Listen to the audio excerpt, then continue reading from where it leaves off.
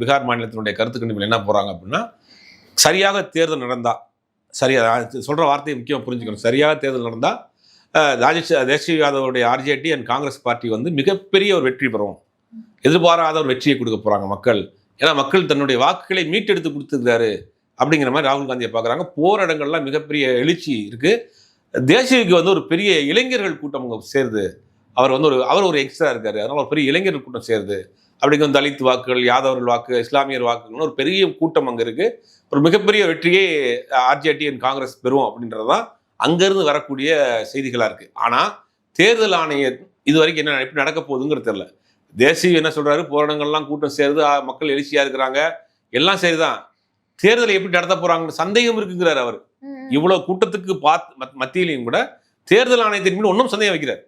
தேர்தல் சரியா நடத்திடுவாங்களா, நேர்மையா நடத்திடுவாங்களா, எங்களை ஆட்சி அமைக்க விட்டுருவாங்களான்னு அவ்வளவு கூட்டத்தின் எழுச்சிக்கு மத்தியிலையும் சந்தேகம் படுறாருன்னா தேர்தல் ஆணையம் எவ்வளவு வேலை செஞ்சிருக்கும். அப்ப அன்னைக்கும் இந்த மாநிலத்தினுடைய எதிர்கட்சி தலைவர் இருக்கார் தேஜஸ்வி யாதவ். அப்படி இருந்து கூட அவருக்கு வந்து ஒன்றும் அந்த ஒரு பயம் இருக்கு, ஒரு அச்சம் இருக்கு. அதை மீறி மக்கள் சக்தின்னு ஒன்று இருக்கு. அது கண்டிப்பாக இவர்கள் பக்கம் நிற்கும்னு நினைக்கிறேன்.